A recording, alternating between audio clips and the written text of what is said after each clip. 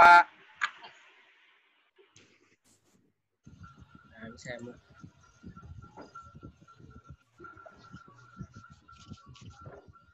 Ya, dengar suara saya ya? Dengar, Pak. Dengar. Pak.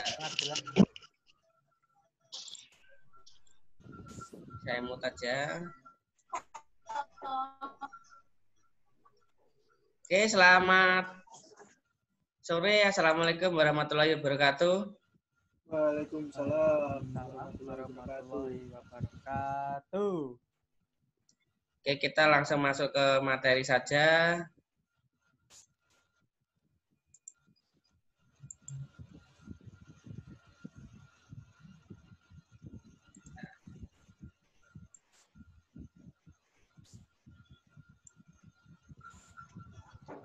Oke, untuk materi hari ini kita bahas tentang materi data model basis data. Untuk tujuan pembelajaran di pertemuan ketiga, kita akan membahas yang pertama ini ada sub pokoknya, ada definisi basis data, kemudian kita akan bahas entitas, atribut, kemudian ada varian, kemudian ada simbol-simbol untuk model ERD. Nah, untuk ERD itu nanti akan Anda gunakan pada waktu Anda tugas akhir dan skripsi. Jadi tugas akhir itu nanti di bab 4, kalau skripsi nanti di bab 3. Itu nanti akan dibuat di situ. Contohnya seperti ini, kalau kita lihat di bab 3 atau di bab 4 skripsi ya.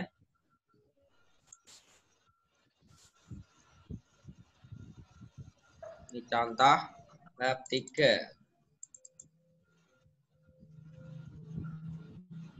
Nah, kalau di skripsi itu untuk membuat data model seperti ini nanti.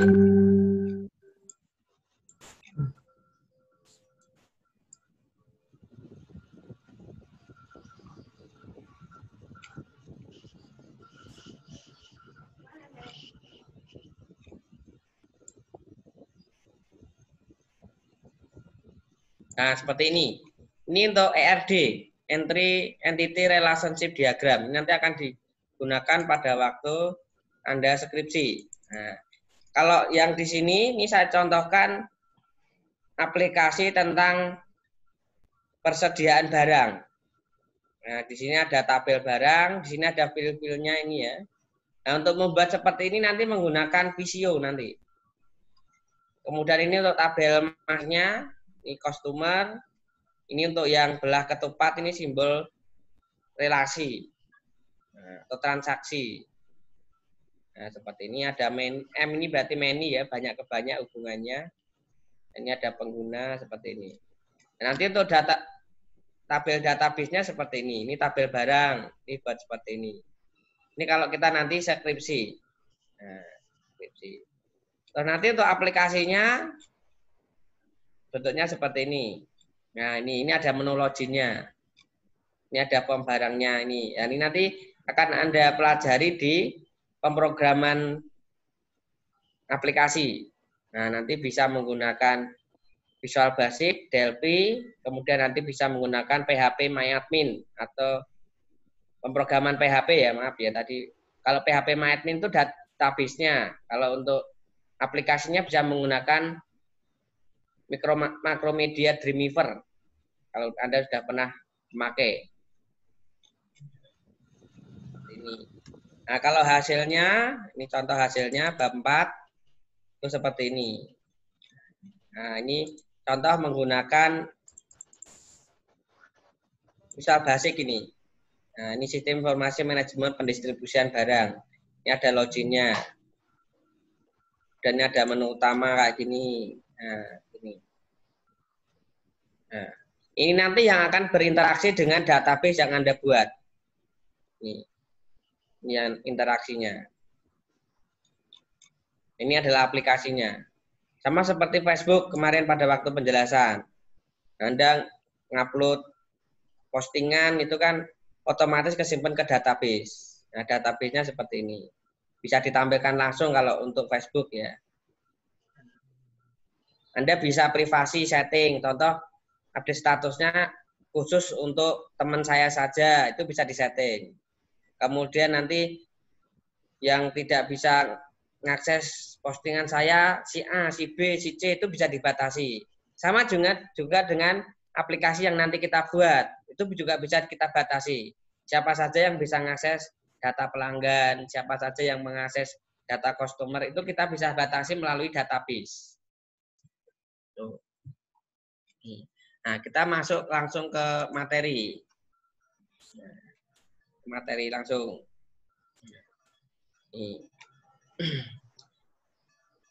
Nah, kemudian untuk pengertian model data itu adalah sekumpulan konsep untuk menerangkan data serta hubungan-hubungan antara data dan batasan data yang terintegrasi dalam suatu organisasi. Nah, jadi pada waktu Anda membuat tabel database itu ada hubungannya, jadi ada garisnya. Tuh, jadi ada relasinya. Nah, contohnya kemarin pada waktu Anda membuat tugas pertama, database akses, untuk aplikasi kampus, yang kemarin masih ingat toh?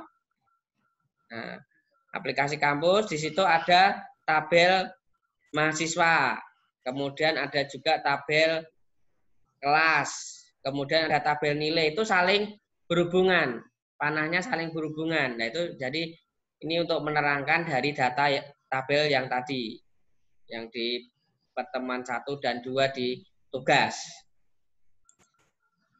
Kemudian untuk jenis-jenis model data itu ada 4. Jadi ada model data berbasis objek, berbasis rekod, kemudian data fisik, kemudian model data konseptual. Nah, yang sering kita pakai nanti di skripsi maupun tugas akhir yang keempat ini, model data konseptual. Ini yang nanti kita pakai. Nah, yang pertama objek based data model. Nah, ini model data berbasis objek menggunakan konsep entitas, atribut, dan hubungan antara entitas. Nah, ini terdiri dari yang pertama ada entity relationship model, kemudian ada semantic data model. Nah, untuk yang entity relationship model itu menjelaskan hubungan antara basis data ya dengan persepsi bahwa real world terdiri dari objek-objek dasar. Jadi dalam dunia nyata itu terdiri dari sebuah objek. Nah, objek itu yang nanti menjadi dasar kita dalam pemilihan tabel.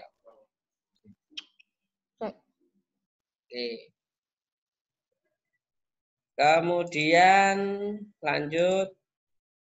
Untuk ER model itu berisi ketentuan atau aturan khusus yang harus dipenuhi oleh database. Jadi kalau Anda nanti membuat database itu harus ada ketentuannya. Jadi kira-kira nanti tabelnya mau diisi apa.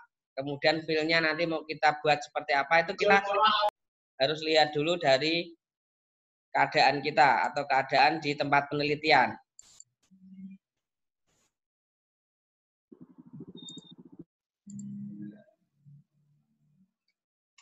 Tuh. Kemudian untuk simbolnya yang dipakai itu ada persegi panjang, kemudian ada belah ketupat, kemudian ada oval, kemudian ada garis. Nah, untuk persegi panjang itu menunjukkan objek dasar. Nah, kalau di mata kuliah saya seperti dinamakan tabel master. Nah, kemudian kalau untuk yang belah ketupat ini adalah menunjukkan relasi atau transaksi. Nah, kalau untuk yang ini atribut itu adalah field datanya. Ya, field data. Nah, ini contoh kasus ER model. Nah, ini ada customer memiliki buku tabungan. Kalau yang ini berarti filenya. Nah, ini kalau ada garis bawah seperti ini menunjukkan fil kunci. Nah, ini fil kunci. Jadi ada hubungan antara customer dengan buku tabungan. Itu sama-sama ada nomor tabungannya ini. Ini nomor tabungan. Kemudian yang kedua ada binary model, itu pemetaan data dengan menggunakan 0 dan 1 atau true and false atau kondisi benar dan salah.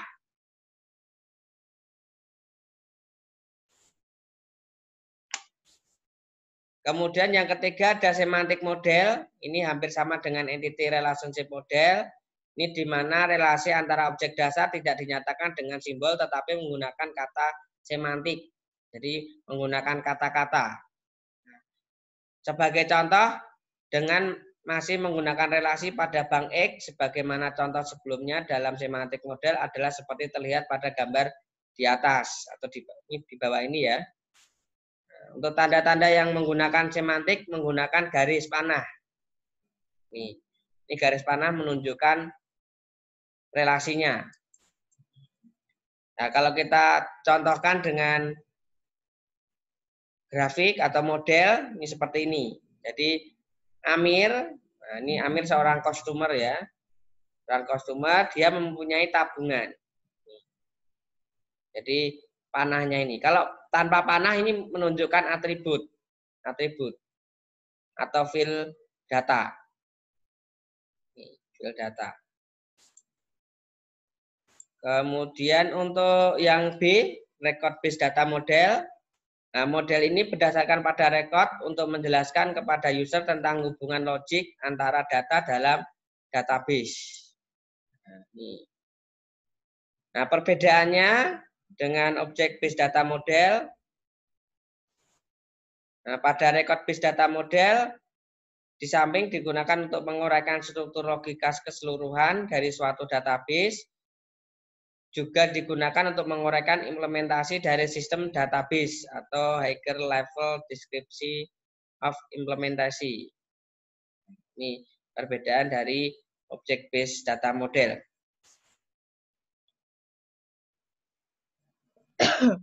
Nah, kemudian untuk data model sendiri itu memiliki 3 data model. Yang pertama model relasional atau relasi, itu di mana data serta hubungan antar data direpresentasikan oleh sejumlah tabel dan masing-masing tabel terdiri dari beberapa kolom yang namanya unik.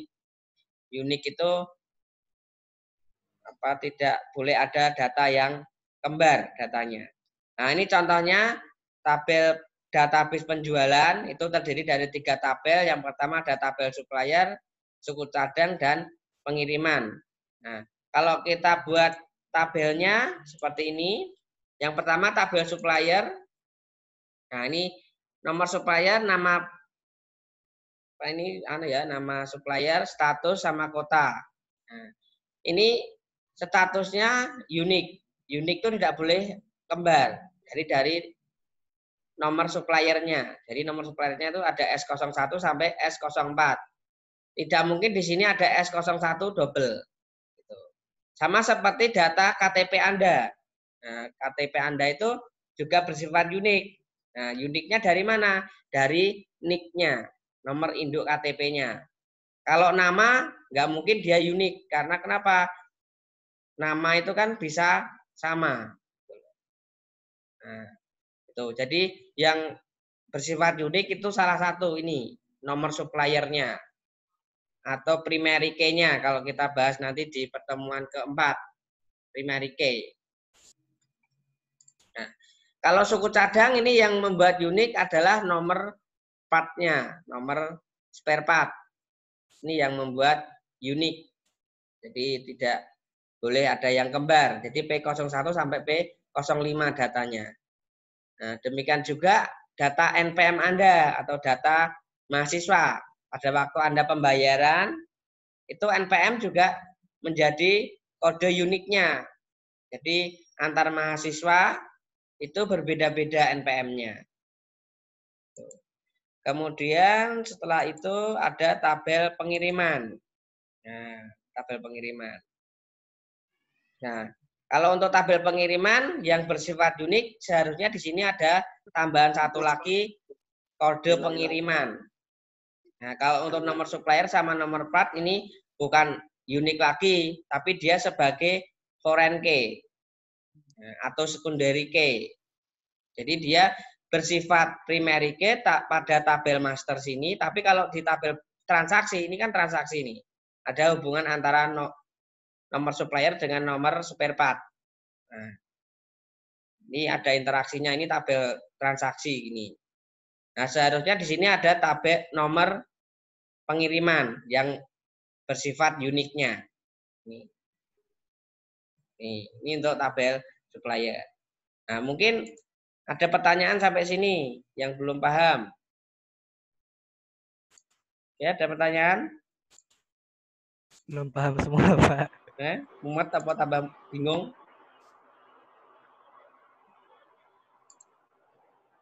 Nih tak aktifkan semua nomornya. Ada pertanyaan yang di sini dari tabel ini mungkin? Belum semua, Pak. Ya, Pak. Belum semua ya, belum semua mudeng apa? Yang pengiriman itu ada hubungannya sama tabel supplier sama suku cadang ya, Pak? Ya, ada. Nah, seharusnya ini di tabel pengiriman ini, seharusnya di sini ada kode pengiriman yang bersifat unik.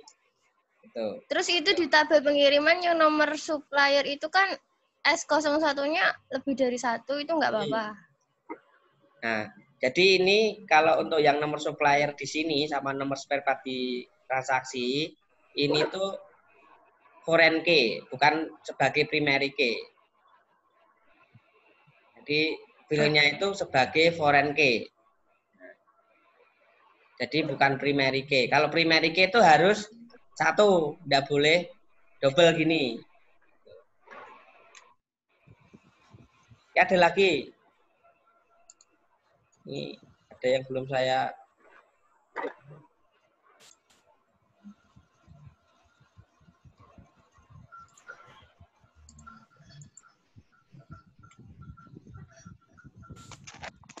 Oke, kita lanjut kalau nggak ada. Nah, ini untuk model hierarki. Nah, ini di mana data serta hubungan antar data direpresentasikan dengan record dan link pointer. Nah, di mana record tersebut disusun dalam bentuk tree atau pohon. Jadi dibentuk menggunakan tipe jaringan nanti. Nah, seperti ini. Seperti susunan organisasi. Ini sebagai parentnya, orang tuanya, ini sebagai anaknya. Seperti ini. Cuman kalau yang ini model seperti ini tidak dipakai nanti pada waktu skripsi. Jadi cuma sekedar pengetahuan saja. Kalau untuk yang model ini. Kemudian ini yang ketiga model jaringan. Nah, jadi kalau Anda sudah pernah mendapatkan komunikasi data, sudah dapat komunikasi data? Mata kuliah komunikasi data? Ya, Pak. Sudah? Ya, Pak. Sudah mengenal jaringan berarti? Ya. Lumayan. Lumayan. Ya, ini jadi model bentuknya seperti jaringan. Kalau ini, nah, contohnya seperti ini. Jadi ini R1, R2, R3 ini menunjukkan tabel ya. Jadi tabelnya ini saling berhubungan. Antara tabel 1, 2, 3, 4, dan 5 ini saling berhubungan. Nah, tergantung datanya kalau ini. Kalau ini dia berhubungannya cuma satu tok dengan ini. Nah, kalau ini dia berhubungan dengan antara R1, R3, R4, dan R5. Nih. Nah, ini perbedaannya terletak pada susunan rekod dan linknya. Nah, ini. Jadi terletak pada rekodnya. Rekod itu isi dari tabelnya tadi. Kalau kita lihat di sini. Nah, ini ya. Jadi terletak di isinya ini. Jadi S01, S0 sampai S04 ini terletak perbedaannya di sini. Pada waktu Anda mau membuat model jaringan.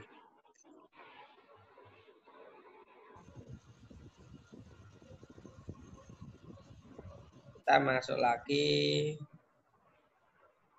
Nah, ini contoh kalau kita buat bentuknya seperti susunan organisasi seperti ini. Ini langsung data ini. Jadi ini datanya.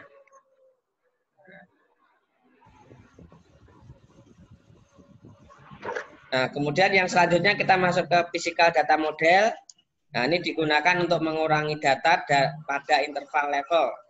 Ini ada beberapa model yang umum digunakan. Yang pertama, unifying model. Ini model ini menggabungkan memori dan transaksi database dalam satu kesatuan model.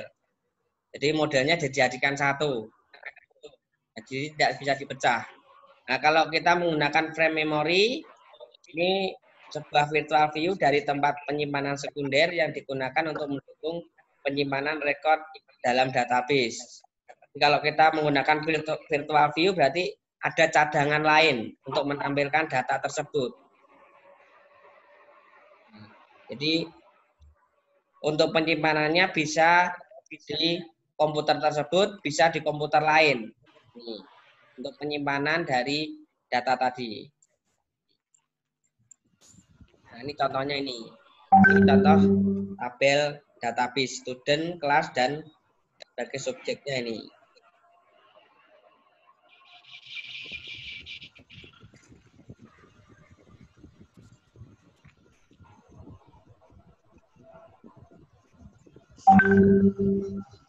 Kemudian ini untuk yang masuk data konseptual. Jadi model yang dibuat berdasarkan anggapan bahwa dunia nyata terdiri dari abstraksi objek dasar yang dinamakan entitas atau entity serta hubungan relasi antara entitas tersebut. Nah, ini nanti yang akan Anda kerjakan di skripsi ataupun tugas akhir menggunakan entity relationship diagram atau ERD. Seperti pada waktu contoh di awal tadi.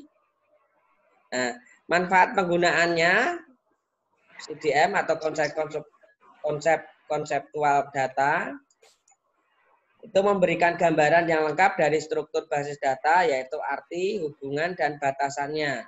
Jadi antara batasan tabel A dengan tabel B itu ada batasannya. Kira-kira yang mau kita masukkan ke dalam modelnya apa saja itu kita harus komunikasikan. Nah, ini untuk alat komunikasinya ada pemakai atau basis data, kemudian ada designer dan analisis.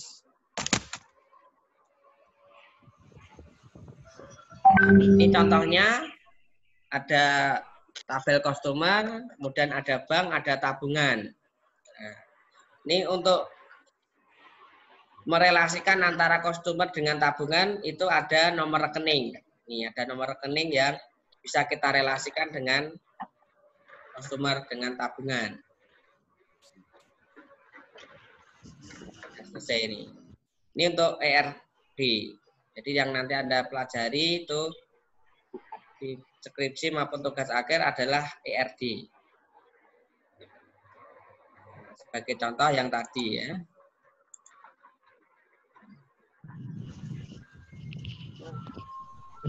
Mbak. Nah, ini tadi. Material. Mungkin ada pertanyaan? Nah, ini tadi ya. Nah, ERD kayak gini. Kalau kita buat, nah ini relasinya, ini normalisasi nanti yang akan kita pelajari di pertemuan besok, pertemuan keempat kalau nggak salah nih. Ini normalisasi, nah, kayak gini, bentuk-bentuk normalisasi.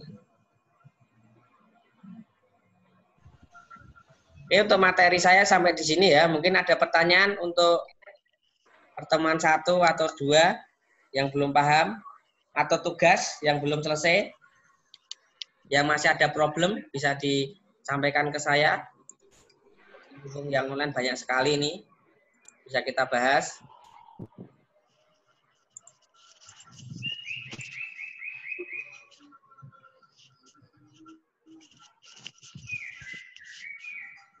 Oke, saya ingatkan kembali ya. Oke, gimana? Pak, PDM sama CDM itu yang dibuat duluan mana, Pak? Yang mana? CDR? Ini siapa ini? Coba tak tampilkan. Gilang. Ini mukanya dilihatin dong. Ya, Pak. Gimana, Pak? CDM sama PDM dibuat duluan mana, Pak? CDR. Yang mana tadi? Yang set berapa, Pak? Konsep diagram. Ini? Konsep diagram sama physical diagram itu dibuat dahulu yang mana, Pak? Pilih salah satu, Pak. Pilih salah satu. Jadi model data yang kita pelajari tadi itu kan ada 4. Nah, nanti yang di skripsi atau tugas akhir itu silakan pilih salah satu. Anda mau pakai yang model yang pertama A, model data berbasis objek atau rekod atau fisik atau konseptual. Nah, biasanya yang dipakai di Stekom sama provisi itu yang model data konseptual, yang ERD tadi. Berarti kita nampilkannya hanya ERD aja ya Pak? Sama Ya. CDM. Ya. Jadi dipilih salah satu, Pak. Tidak semua dipilih. Jadi ini kan jenis-jenisnya. Tapi yang kita pakai nanti terserah Pak E. Mau pingin yang pakai ini atau yang ini. Biasanya kan kita menyesuaikan dengan pembimbing. Pembimbingnya kalau harus disamakan dengan contohnya, ya biasanya pakainya yang model data konseptual ini, yang ERD tadi. Yang ERD. Nah, yang ini. Ya Pak. Oke, untuk mungkin tugas, ada yang mau ditanyakan? Tugas praktikum 1 dan 2. Kalau mau diulang, saya ulang. Ayo yang belum. Terus ini mumpung sudah banyak yang masuk ya, ini saya ingatkan kembali, untuk absensi, itu nanti menunggu komando saya, silakan nanti Anda masuk ke siakatnya masing-masing. Bagi yang siakatnya nggak bisa login, silahkan japri ke saya, nanti saya resetkan NPM-nya. Oke, paham ya? Jadi nanti untuk absensi dianggap absen jika Anda sudah login ke siakat. Waktunya dibatasi sampai jam 24.00. Setelah 24.00 nanti dianggap nggak masuk. Nanti menunggu aba-aba saya kirim pesan, silakan absen, nanti baru Anda masuk ke siakat. Nah, karena untuk yang model Zoom itu kendalanya tidak bisa langsung upload di YouTube. Jadi harus disimpan di server saya dulu atau di PC saya, baru nanti bisa di-upload. Jadi nunggu setelah di-upload, baru saya share ke Komtingnya. Oke, paham ya? Paham, Pak. Nah, oke, mungkin kita masih ada waktu 5 menit atau 10 menit. Silakan yang mau tanya tentang praktikum 1 dan 2. Saya bahas lagi. Belum ada, Pak. Belum ada. Pak, itu datanya sama Pak yang apa? Praktikum kedua itu datanya sama kayak yang praktikum 1, Pak. Beda. Kalau praktikum 1 kan kita tabel kampus. Kalau praktikum 2 kelihatannya kalau nggak salah tabel penjualan. Beda. Itu belum itu nggak usah di relationship dulu, nggak apa-apa ya Pak ya? Nggak apa-apa. Yang penting Anda bisa membuat tabelnya saja di situ. Untuk laporannya, yang akses ya, yang pertemuan 1 itu nanti database aksesnya yang dikumpulkan. Tapi kalau untuk yang MySQL itu yang dikumpulkan capture-annya saja. Oh gitu. Ya.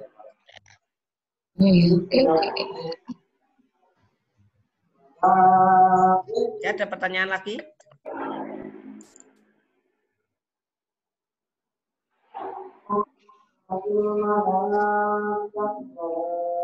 Ada pertanyaan? Nah. Sudah Pak. Tidak ada? Saya stop ya. Nanti saya kirim presentasinya ke Komtingnya biar di-share sama Komtingnya. Ya Pak. Tidak ada? Oke, selamat sore. Wassalamualaikum warahmatullahi wabarakatuh.